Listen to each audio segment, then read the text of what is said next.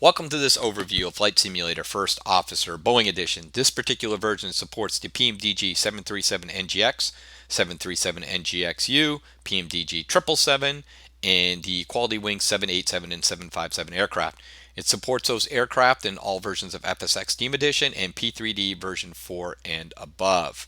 Okay, we're parked out here at the runway at Bangor International Airport in the PMDG 737 NGXu, and my plan is to go ahead and take off and fly up to our planned cruise altitude of flight level 240 in the hopes that it gives you an idea of the capabilities of this latest version of Flight Simulator First Officer.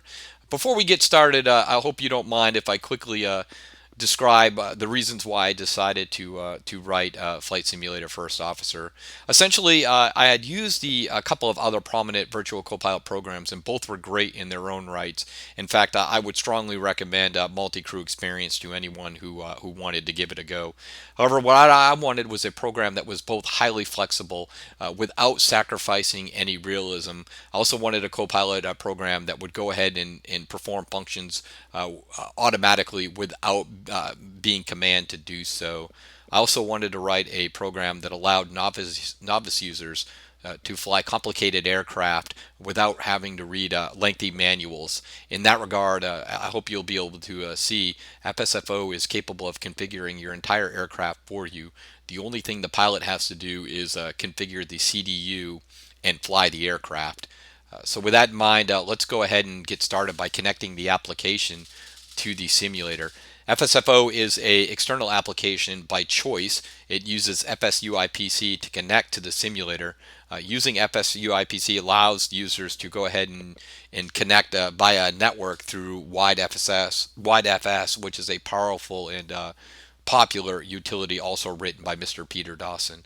So if a network virtual copilot program is something you're interested in, FSFO may be right for you. So we can connect FSFO to the simulator by hitting the connect button in the lower left hand corner of the application.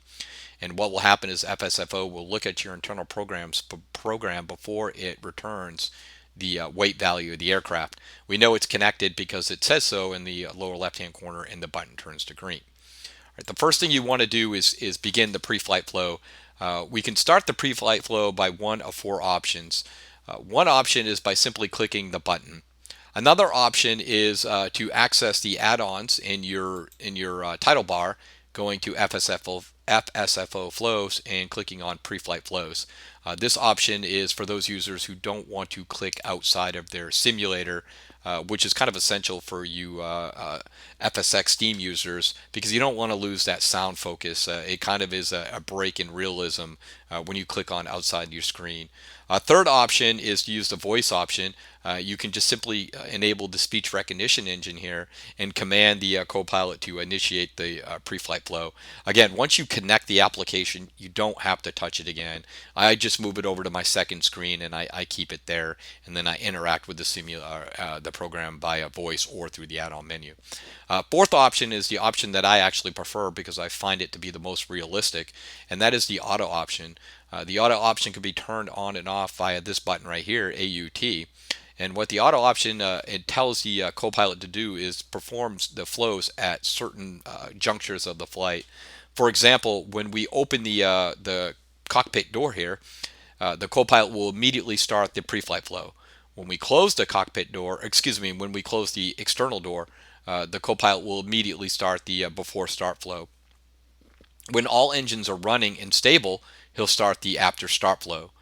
He'll start the after landing or cleanup flow when we land at the destination airport and the speed falls below 10 miles per hour.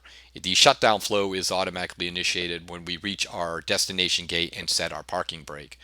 So again, I find the auto flow to be most realistic. Again, the Copilot knows his job.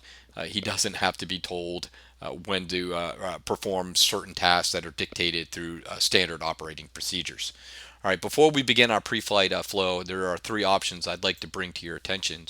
You can access the available options in FSFO by clicking on the CFG button on the main GUI, and that will go ahead and open a second screen here. As you can see, FSFO is a incredibly flexible program, and we'll go ahead and we'll go through every option once we get up to our cruise level. For now, please allow me just to bring three to your attention. The first is startup power source. As you can see, we have that set to the APU, which is your auxiliary power unit. If you wanted to follow a more realistic procedure, you would want to go ahead and select the ground power unit. The ground power unit is more realistic in nature. However, because we want to get this flight up started quickly, we're going to use APU. But again, the ground power unit is more realistic because it uses less fuel and thus saves the airliner money. Also, if you're flying in the European theater, the GPU is less noisy. The APU is nothing more than a jet engine, a small jet engine, so it's a little bit louder. To follow noise abatement procedures around the European theater, you typically have to use your GPU. All right, the second option is the perform test when aircraft is not powered. As you can see, we have that set to yes. So what that is when we connected FSFO to the aircraft, it detected a cold and dark state. Thus, it will assume this is the first flight of the day. Now, when you fly the first flight of the day, that dictates that the co-pilot and the pilot have to perform certain system tests on the aircraft. For example, they'll perform fire cargo tests, and they'll have to check the ground ground proximity warning system. And we'll get a chance to see that as we progress through our pre-flight flow because we have selected that option selected the yes. However, if you didn't want to take the 4 to 5 minutes to execute all those system tests, you could simply click no. The third option is the Manage MCP. Manage MCP is basically telling the co-pilot to go ahead and configure the autopilot during both the pre-flight and after start flows. However, if you wanted to follow realistic procedures, setting the autopilot is typically the responsibility of the captain along with setting the CDU and the radios. Again, I wanted a program that was somewhat realistic, so I'm go ahead and leave that unchecked. Again, if you're pressed for time, you can go ahead and select that option. Okay, those are the three options I wanted to go through. So let's go ahead and open the door, and you'll notice the co-pilot will enter the cockpit and immediately start his task. So 30 seconds for the co-pilot to get seated. He's going ahead to enter the cockpit. This is another configurable option. It's down here, co-pilot pre-flight time. If you wanted the co-pilot just to enter the cockpit and immediately start his task, you can just deselect that and he would immediately start it. So what's going to happen now is once the co-pilot gets into the cockpit, he's going to give the captain a quick greeting, and then he's going to set to energizing the aircraft. And again, he's going to do so via the APU. And in a few seconds, we're going to see him switch on the main power button. Good afternoon, Captain. And then switch the APU to the start position. There goes the main power, and here comes the APU after he turns the fuel pump on. So now what we're doing is just waiting for the APU to power up. Once it gets the appropriate NGT, and the APU becomes available, he can transfer power over to the APU generators. Again, if you want to know what the co-pilot is doing at any given moment, you can simply look at the message box here, and that will tell you what your co-pilot is up to. There's the EGT rising now.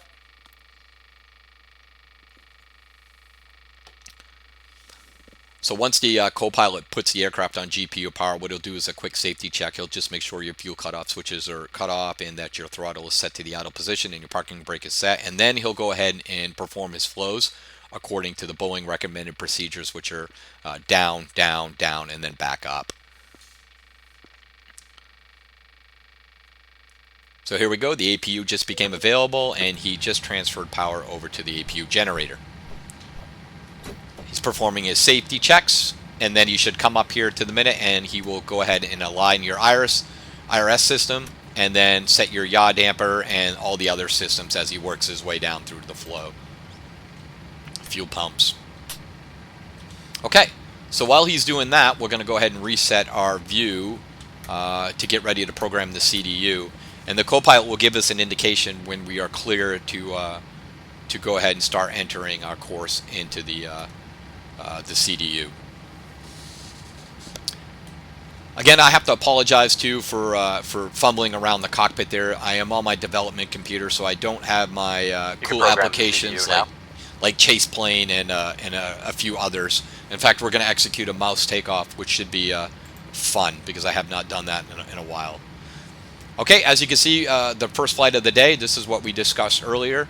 Because we entered the, or connected the application to a cold and dark setting, The Copilot assumed this was the first flight of the day, so he's going about testing these critical systems. Also, you saw that the Copilot went ahead and aligned our IRS for us and also set our FMS position. This is another configurable option within the CDU. It's basically right here, Copilot Set Fmc Position. If you wanted to align the IRSs yourself, you would just simply leave that unchecked. Okay. So while the Copilot is performing his systems test, let's go ahead and start our programming our route. Again, we're at Bangor International, which is Kilo Bravo Golf Romeo.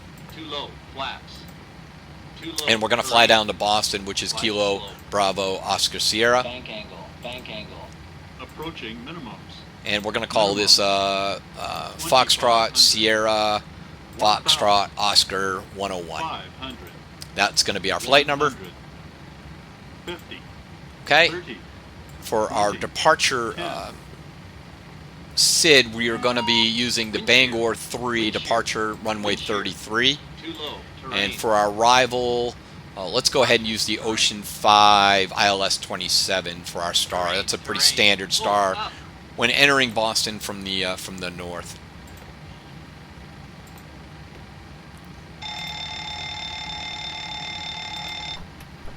There's our cargo fire test.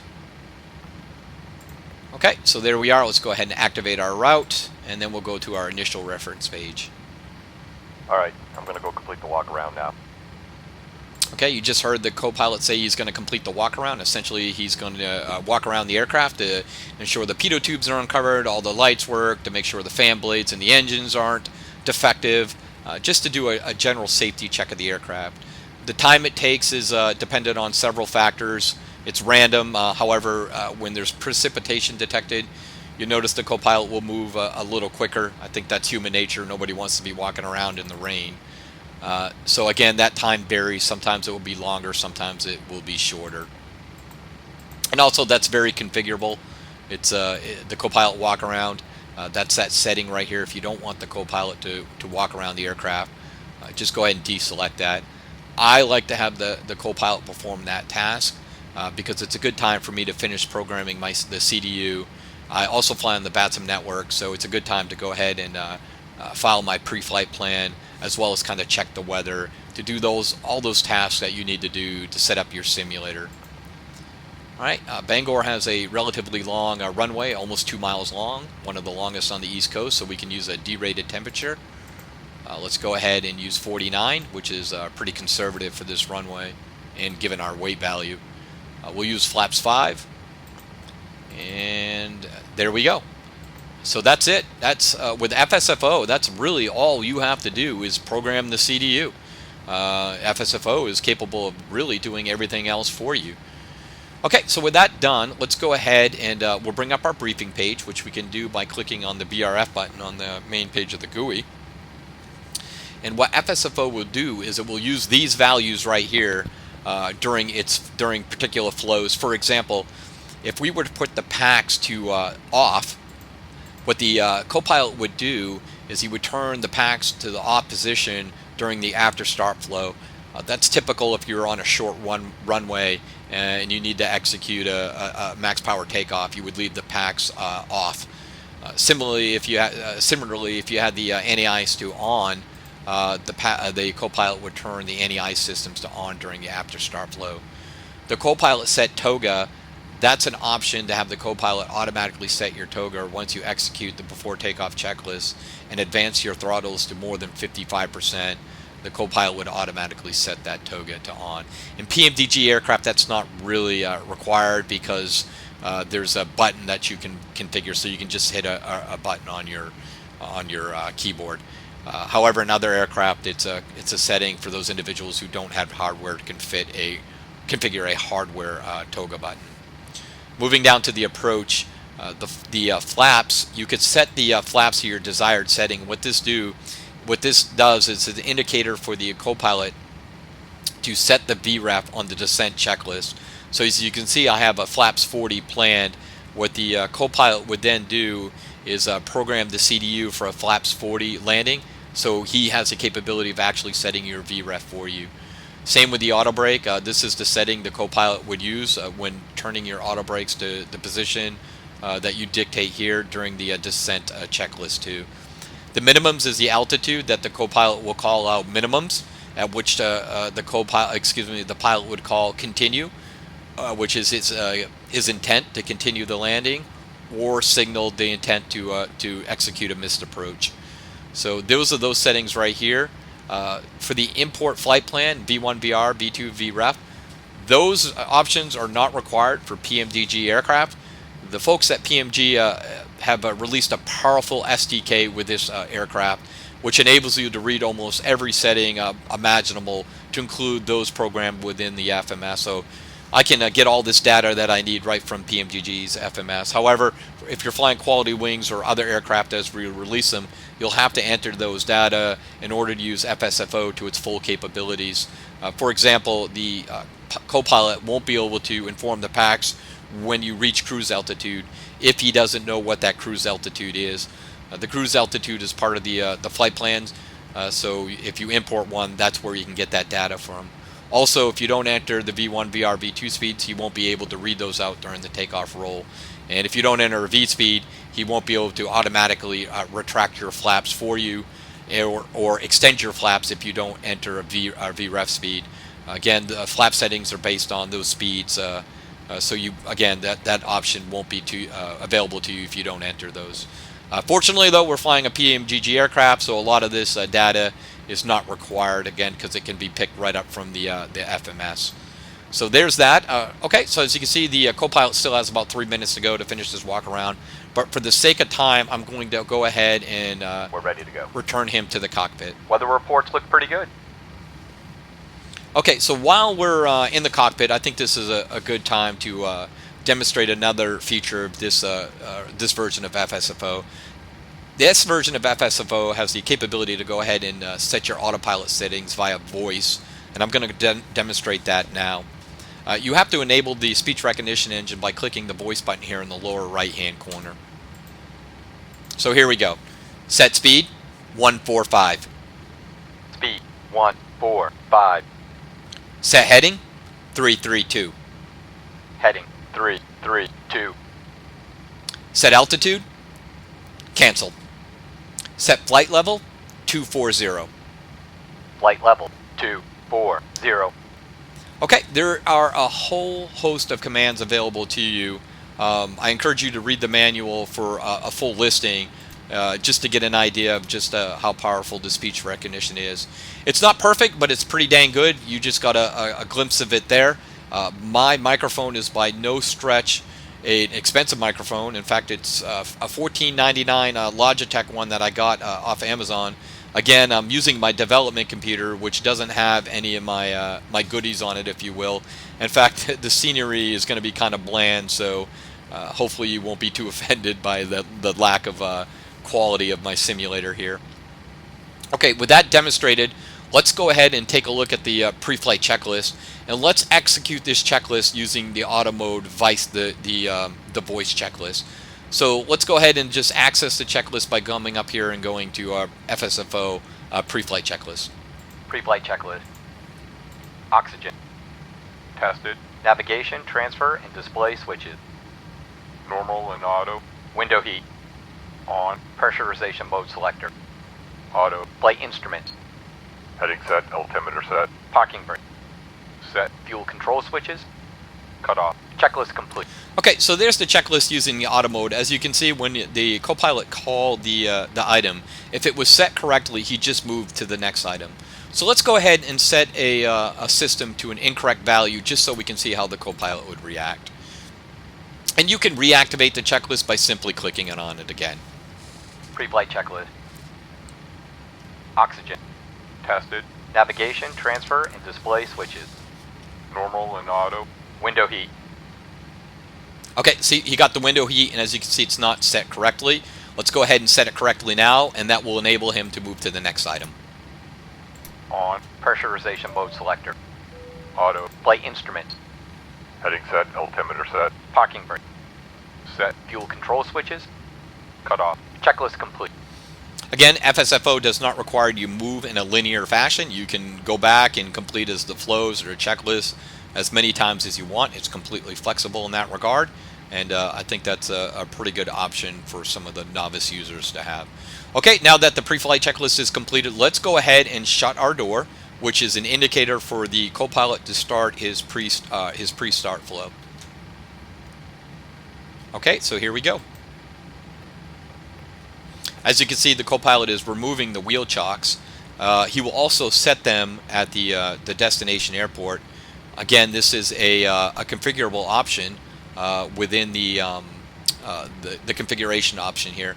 And we're going to go through all of these once we get up to cruise level. But just wanted to let you know that if you don't want the Copilot to be messing with your chocks, then you can definitely set that in an option. Again, he's setting our internal lights for us. He also set our external lights for us. And as you can hear now, this is another feature of FSFO. It's the flight attendant messages. The volume can be controlled via this option right here. I like to have it on a low setting because when the flight deck door is closed, you wouldn't necessarily hear the flight attendants very well. In fact, it's a faint sound from inside the cockpit. However, if you choose you want to hear it in a louder volume, you can do so by just moving this to the right. Okay, so with that completed, let's go ahead and execute our before start checklist. But this time, let's do so via voice checklist. The voice checklist can be toggled on or off using this option right here. But of course, in order to enable the voice checklist or use the voice checklist, you have to enable the speech recognition engine. So let's do that now. Before start checklist. Before start checklist. Flight deck door. Closed. Fuel 1628 pound. Check. Passenger sign. On. MCP V2145 heading 332 altitude 2400. Check. Takeoff speed V1141 VR 142 V2 145. Check. CDU pre-flight.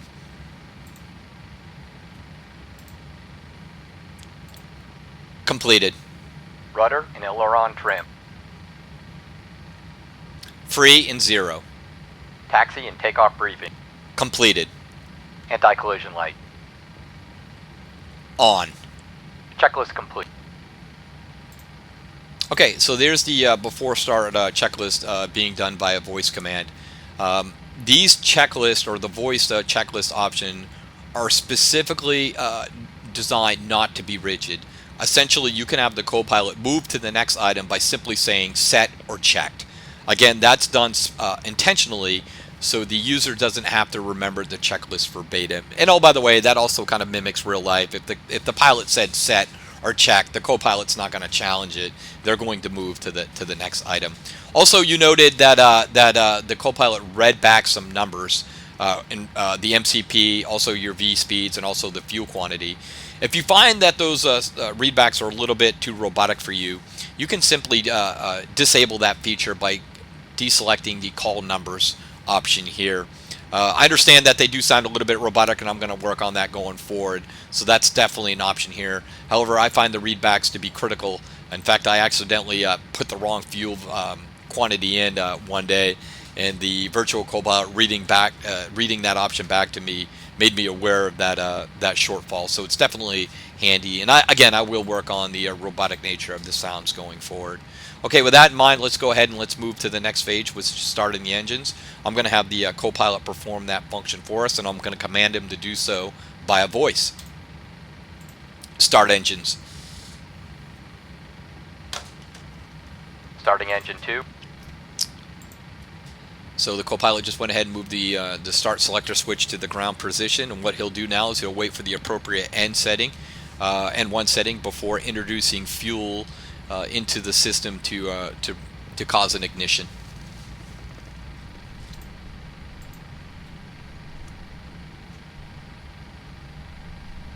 And as the pilot in command, your job is just simply to monitor the system. There it goes.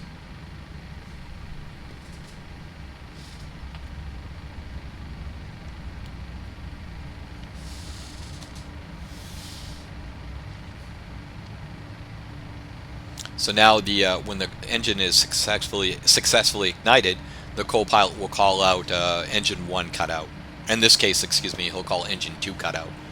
And then he'll proceed to start the next engine for you. The start sequence is 2 and 1. Again, that's a configurable option. You can start 1 then 2, however 2 and 1. Standby. Engine 2 cutout. Starting engine 1. So you just heard the Copilot tell me to stand by. That's because I accidentally gave another voice command. Obviously, if the Copilot is busy and he can't perform the command, he will just ask you to stand by. So engine 2 is fired, and now we're ready. Excuse me, we're actually starting engine 1 now.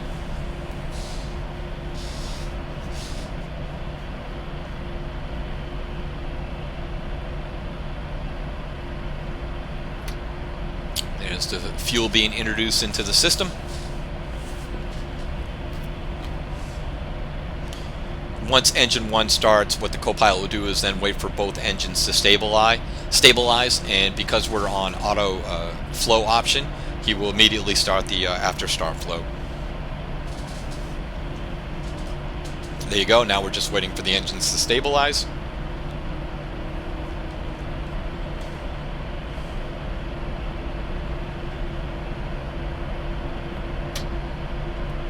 Engine 1 cutout. All engines stable.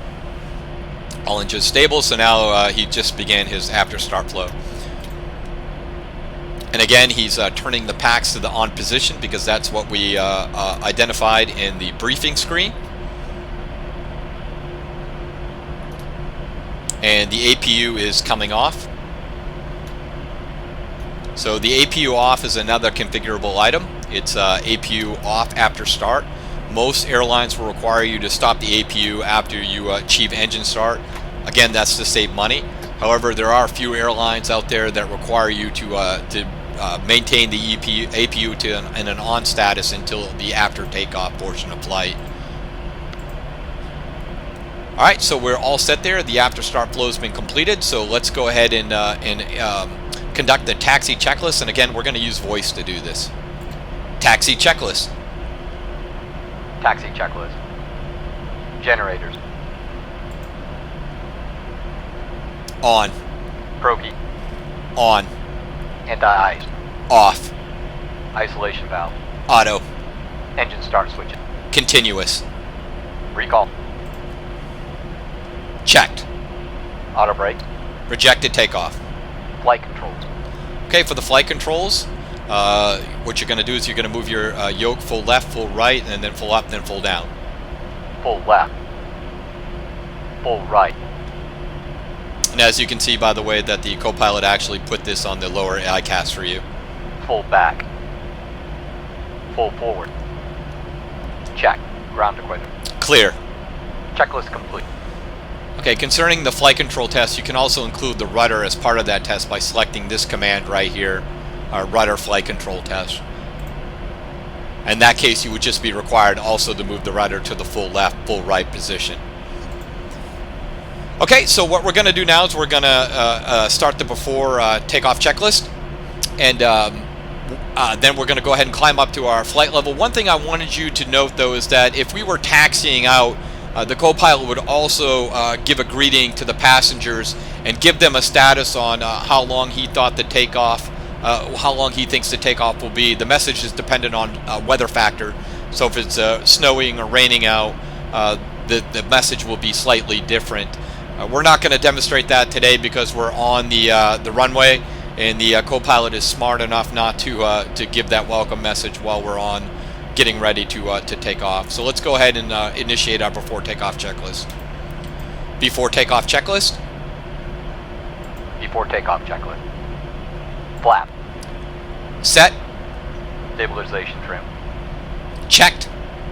Checklist complete. Okay. Flight attendants prepare for takeoff.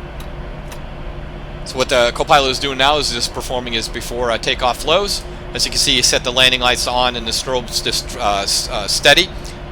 He also configured his multifunctional display, turned on terrain mode, and gave us a vertical display. He also set his CDU to the leg page. Those are both configurable options. If you don't want your Copilot to mess with his FMS or FMC or ICAS, you could simply deselect the Manage FMC, and manage the EFIS options, and then the Copilot would simply leave these alone. Okay, with that, I'm going to go ahead and command the Copilot to set takeoff power, and then we're going to execute our takeoff roll and climb out. So here we go. Parking brake off.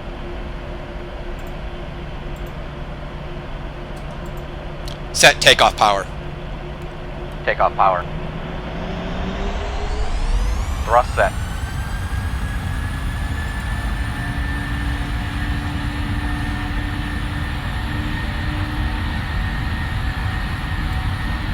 Speed alive. Checked.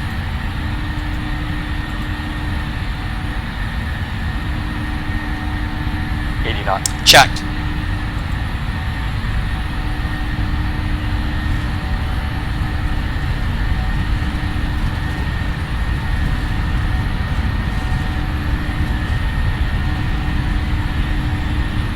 B1, rotate. B2. Positive rate. Gear up.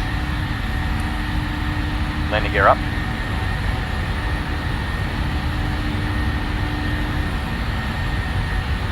$400 feet. Heading select. V-nav.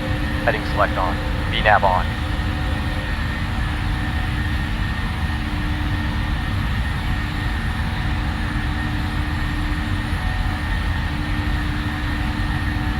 And we're just waiting for acceleration altitude now.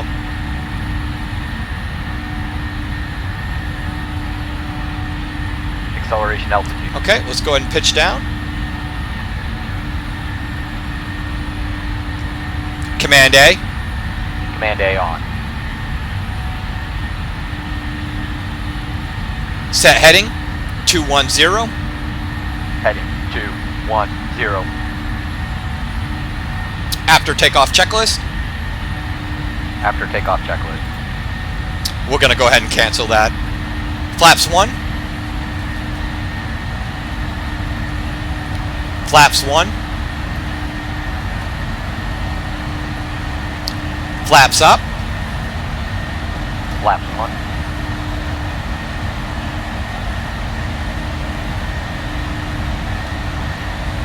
Flaps up. After takeoff checklist. After takeoff checklist. Engine please. On. Pack. Auto. Landing gear. Up. Flap. Up. Checklist complete. Okay, you just saw the Copilot turn the landing gear to the off position. And let's go ahead and go direct to E&E now.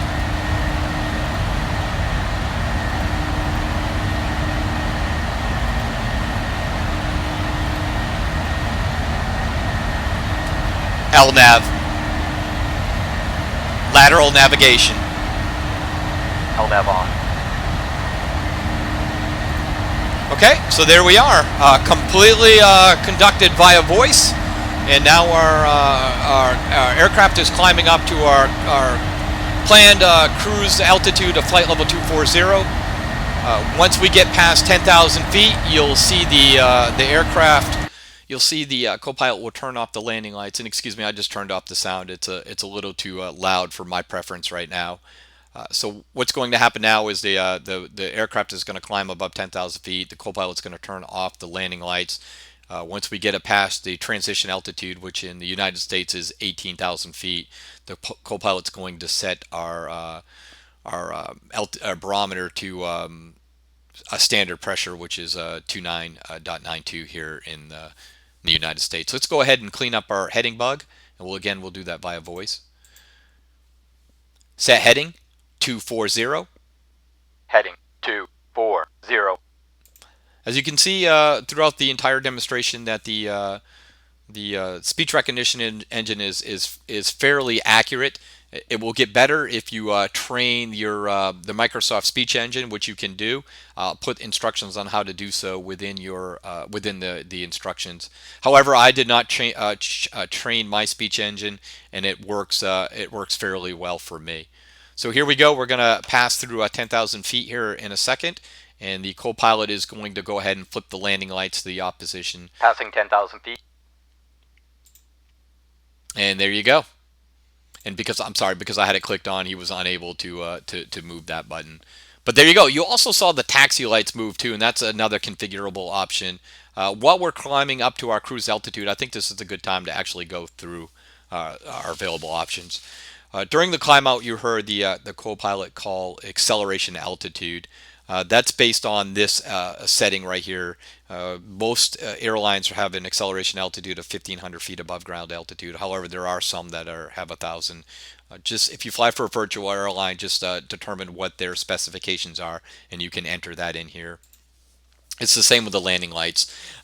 Typically, the standard operating procedures for most airlines require landing lights to be off when you pass 10,000 feet, and then on again when you pass 10,000 feet on the approach.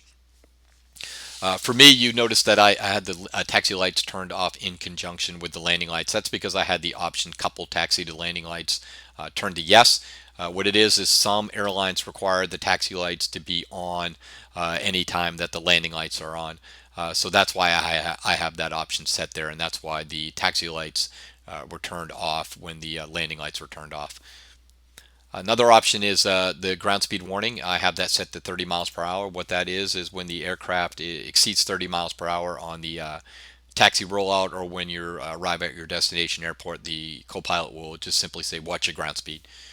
The engage autopilot, this is the altitude that you can have the Copilot automatically engage the altitude for you. You can see that I have in the VNAV, I have that set to 500 feet. If you go back and you look at the takeoff portion of this flight, you'll notice that the pilot automatically engaged the VNAV without a command to do so. That's not a bug. It's because I had it set to do so. I wanted to display both options or both capabilities. You can either control the systems via your voice, or you can just simply enter the value here, and then the Copilot will do it for you. I recognize that some people may not have their simulator in a place where they can freely use their voice. You may have kids or animals or spouses running around, so these options exist, so you do not have to use your voice, but it is an option. I'm going to go ahead and set that to 0 for now. LNAV is the exact same. You can set the altitude where the Copilot will automatically engage your LNAV for you. There is a setting, or you should be aware, if you have an option in here, let's say you had 500 feet in here, and then you had on your briefing screen, you had a vectored approach. Instead of engaging your LNAV, the Copilot would engage heading select. So a vectored approach is a vectored departure is a departure in which ATC will give you a heading and will give you a heading to your first waypoint. If you've ever flown in and out of O'Hare, all the departures out of O'Hare are vectored.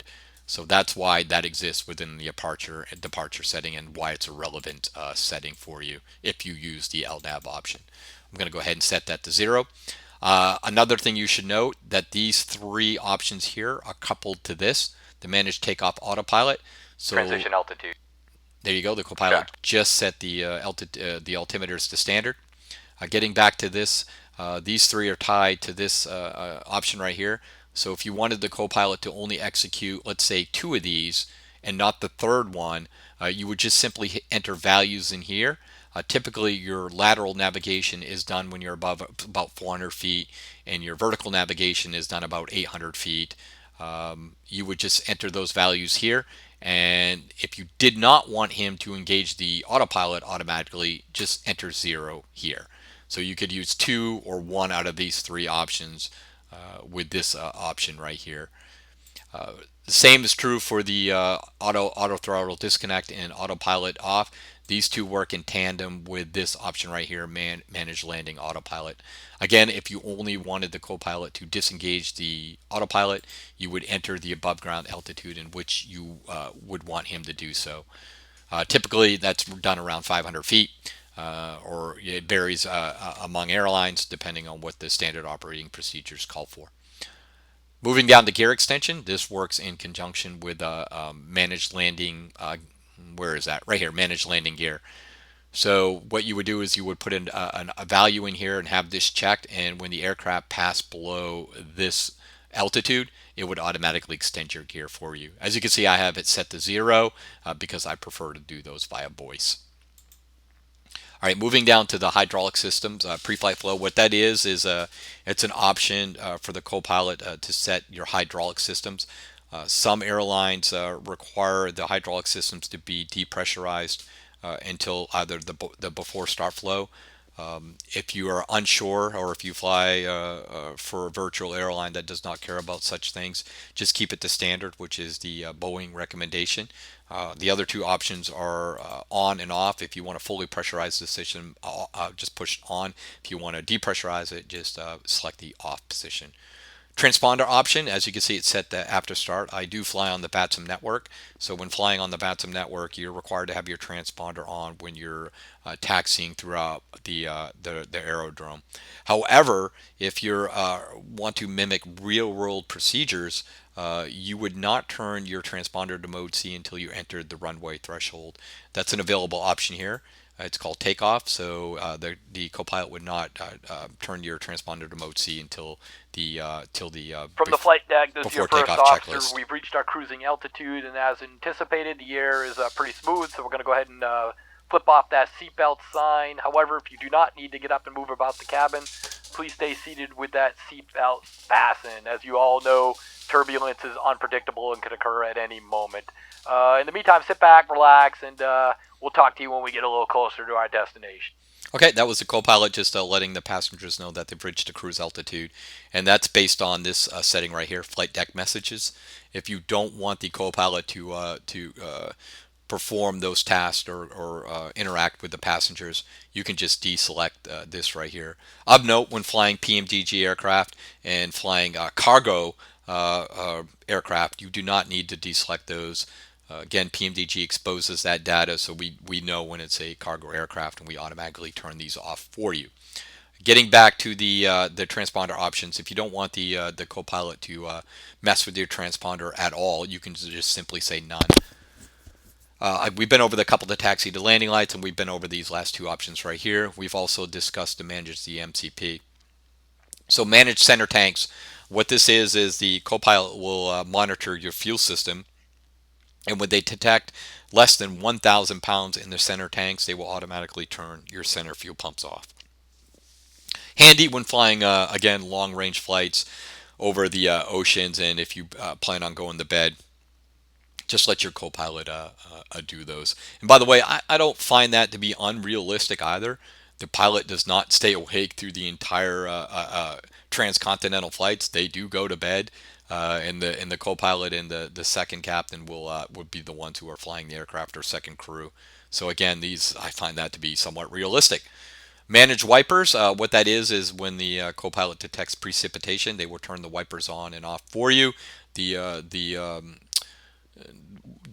the value that they use to turn it on depends on the precipitation, so they won't turn them on to maximum unless it's really, really raining or snowing hard. We've been over manage EFIS. What that does is essentially the Copilot will manipulate his panel according to his settings or his desires. As you can see, right now it's on a range of 40, and he went ahead and turned off the terrain mode and turned on weather mode. If you don't want the Copilot to mess with this at all, just go ahead and leave that unselected. Manage barometer. You heard that the Copilot went ahead and set the altimeters to standard. If you don't want him to mess with that at all, if you want to handle that function, just leave it deselected. Manage FMC. As you can see, the Copilot went ahead and has manipulated his FMC during the various phases of flight. On the during the takeoff, during the taxi out, he had it set to the legs page, and then once he executed the after takeoff checklist, he went ahead and put it on the progress page. As we get closer to the destination, you'll get an opportunity to go ahead and watch him program the VREF speed based on a flaps 40 landing. In fact, we'll go ahead and do that right after we we finish up explaining the values here. Okay, manage internal lights. So you can have the Copilot manage the internal lights of the aircraft. Essentially, when starting the pre-flight flow, he would turn on your storm lights, and then after you executed the before start flow, he would turn on your lights to a more comfortable night environment. If you want to mess with if you don't want to messing with your internal lights, just leave that unselected. Manage external lights is exactly like it sounds. He has the ability to manage all your external lights, beacon, strobe, landing, and taxi lights. I find that some people that have hardware, like SATEC hardware, they want to manage their own lights, so you can just simply leave this unselected. Manage system checks. So what that is twice every hour, the Copilot will monitor a various system, fuel, hydraulics, whatever. Not so important on your smaller aircraft, but let's say the PMDG 777 or the Quality Wing 787. What that is Boeing has a system within those aircraft that if the co-pilot or pilot do not interact with the system at least once every 45 minutes, an alarm will go off in the cockpit. And what that's designed to do is prevent the pilot and co-pilot from falling asleep. PMDG has mimicked that available option. So that's what managed system checks is there to do. It's the co-pilot will again interact with the systems to prevent those alarms, which is nice if you want to go to bed during a long transatlantic flight, if you will.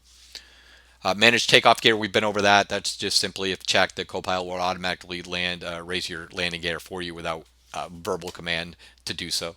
Managed landing gear is the same, works in conjunction with this right here. Automatically will extend your gear when the aircraft falls below this altitude designated here. Manage takeoff flaps. What you can do is you can have your Copilot manage your takeoff flaps without any voice command from you.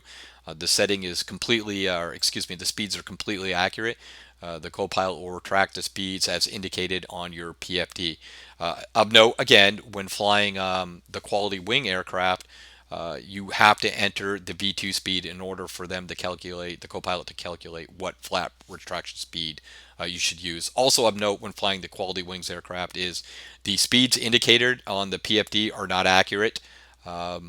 So you'll notice if you're using what they call their QW757, their Copilot will command you to retract the flaps when it doesn't correlate with what's on the PFD.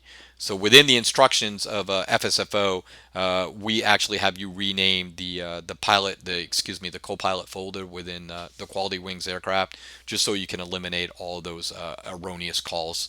Let FSFO handle the flap setting for you; it's more accurate. Manage the takeoff autopilot and manage landing autopilot we've been over. The call engine start, you remember when we started the engine, you heard the Copilot call engine 1 cutout, engine 2 cutout, all engine stable. That's based on this value right here. Again, during our takeoff roll, you heard the Copilot call V1, VR, V2 based on this setting right here. If you want the FSFO to make those calls, make sure you disable the speed calls option within the FMS here for your PMDG aircraft. Otherwise, you get duplicate calls. And we actually had a duplicate VREF call. I forgot to disable that option within the PMDG menu. In fact, I'll show you real quick on how to do that. All you have to do is go into menu, PMDG setup options, and then simulation, and it's right here. Just navigate through, and here it is right here. It's on page 3. So V1, VREF. Just set these to no, okay? And that way you won't get the duplicate call outs. All right, moving on. Call 400 feet. Again, during our takeoff phase, you heard the Copilot announce 400 feet. Again, 400 feet is traditionally the altitude, the recommended altitude by Boeing in which you want to engage your lateral mode. So whether that be LNAV or heading select, and then 800 feet is traditionally the VNAV mode. Vertical mode, so VNAV, whatever you choose for your vertical mode. Call speed alive, call 80 knots again. During the takeoff roll, you heard the Copilot call speed alive, so that's basically when the speed registers on the PFD, which I replied checked. I verified that my speed was also registering here and checked. 80 knots, again, I verified that my speed was also registering 80 knots, and then which I called checked. Call rollout speeds, what that is on the when you land, you'll hear the Copilot call 100 knots, 80 knots, 60 knots. Call numbers, we've been over that. Set FMC position, we've been over that. Essentially, again, as a reminder, the Copilot can set align your IRS for you using your last known position. Again, if you want to control that yourself, just leave that unselected. Copilot walk around. We saw that during the pre-flight flow. The Copilot exited the cockpit to go ahead and walk around the aircraft. Again, a configurable option. Copilot monitor systems. So you heard the Copilot announce when we had called our V speeds and gear up. When the gear was up, the Copilot called gear up. When the flaps got retracted to 1, they called flaps 1, when up, so forth. That's based on this system right here. If you didn't want the Copilot to read back those systems, just leave that deselected. Copilot pre-flight time, we've been over that. When we initiated our pre-flight flow, you saw there was a 30 seconds to allow the Copilot to get into the cockpit. Copilot set chocks, we've been over that again. Approaching top of descent. There's the top of descent warning. The Copilot can remove your chocks on the pre-flight flow, and then he can reset them when we arrive to our destination. We've been over APU off, and then APU on after landing is the option to go ahead and set your APU when the air during the after landing flow. Again, some airlines require you to keep the APU off until you reach the gate, and at which time you would turn them on. That's all about saving fuel and money. The auto flows is the same option as this option right here. Force on top. That is an option to keep the application on top of your simulator or any other Windows application. As you can see, even when you click off, the FSFO is still in the forefront. That's based on this force on top option. In-game messages, as you can see here, there's been periodic messages that let you know what the Copilot is up to. If you select this option right here, which corresponds also to the MSG option here, those messages will be displayed in your simulator. I don't like that. I actually find that it ruins the immersion, so I have that selected off. However, entirely up to you. Voice auto on off, what that is an option to, once the aircraft reaches cruise level, you can have the speech recognition engine would automatically disengage. And then when we reach top of descent, it would automatically re-engage. This is useful for if you again are flying transatlantic flights and you go to bed and you forget to disengage your speech recognition engine. You don't want that to be active while other people are up, so the program doesn't misinterpret any commands. Flight deck messages, we've been over that. Flight attendant messages, we've been over that. We've been over the rudder flight control test. The speed warnings are what that is when the aircraft exceeds 250 knots and they're below 10,000 feet. The co-pilot would ask the co-pilot to watch the airspeed. Same goes for the ground speed warning. Enable control key. What that does is essentially when clicked, it will allow you to enable and disable the voice recognition engine via the control key. Add to FS menu, that's this option right here. It puts the FSFO flows and checklists into your add-ons menu for both FSX and P3D. Kilograms, as you noted, when we were on the ground, you get to see the weights here. If you want those weights displayed in kilograms, just click that button right there. Okay, that's it for the options. Let's go ahead and just run through the descent checklist, and then I think that will be enough. I think that gives a pretty good overview of what this program is capable of. Descent checklist. Descent checklist. As you can see, the auto brakes are set. And then there you go. He just programmed the VRAP based on the 40 that we indicated. Pressurization. Set. Recall. Checked. Auto brake. Set. Landing data. Set. Altimeter. Set. Approach briefing. Completed. Checklist complete. And then he just set the FMC back to the program page. And here's our another flight attendant message. Fasten your seatbelts, return your seats to their upright positions, and store your luggage either in the overhead compartments or Set altitude 3,000. the cabin crew will Altitude be passing by 3000. their final safety check. Okay, there we go. So I think that gives a pretty good demonstration of the capabilities of the program. Really appreciate you watching, taking the time to watch it. If you have any questions, or better yet, if you have any ideas on how to make this or recommendations on how to make this program better, please let me know. We've gotten to this point through user interaction. When FSFO first started, it was a pretty rudimentary program and has evolved into what I think is a pretty competent and realistic program, and that's based on the feedback from the people who use it. It's a pretty dedicated fan base, pretty awesome fan base actually. Fan base is the wrong word. User base, that's the more accurate description. But again, if you have any ideas on how to make this better, or if you notice a bug or anything like that, please let me know. The goal is to make this better going forward. We just reprogrammed everything to get it ready for the new Microsoft simulator to enable a quick, what we hope is a quick transition.